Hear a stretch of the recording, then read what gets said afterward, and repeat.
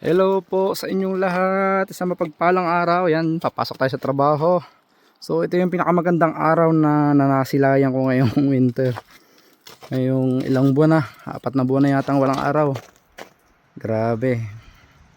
Ang ganda ng araw ngayon. So tayo ay duty na. Dati po ang araw ay sumisikat ay mga alas 12 na ng tanghali. Yan ganyan, alauna ng hapon. So ngayon napakaaga pa oh. Alas 8 pa lang, alas 9, alas 7 may araw na ngayon. So nagpaparamdam na, magi-spring na po. Magtatagdulas na yan oh. Lumalabas na ulit ang mga berde. Pero ang kapal pa po ng ice. Yan oh. Kapal pa po yung snow dito. So next week ay negative 11 pa, 14, 15 hanggang 20 pa yata, mataas pa. So ang ganda oh. Ganda pala pag may araw no. Ang ganda tingnan. Clear na clear, lalo maliwanag yung ating camera ginagamit. So enjoy kayo sa view. Mas maganda pala siyang panoodin kapag may araw. Tapos may ganitong napakakapal na snow.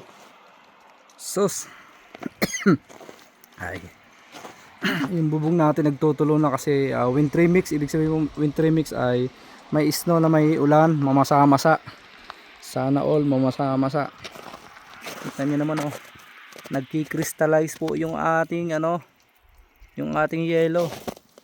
Yan, tutong tayo. Yan oh. Doon malalim po yan, mga 4 meters yan, lalim yan. Kapag hindi na winter yan ay kitang-kitang parang bangin pailalim. Tsaka po yan, yung parang na yan ay lahat ay parang talahiban, mga pagkain ng kabayo. Yun, tara.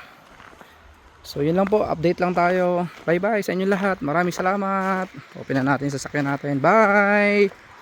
Yan, tikim tayo ng araw. Bye all, thank you for watching. See you sa aking next vlog. Bye.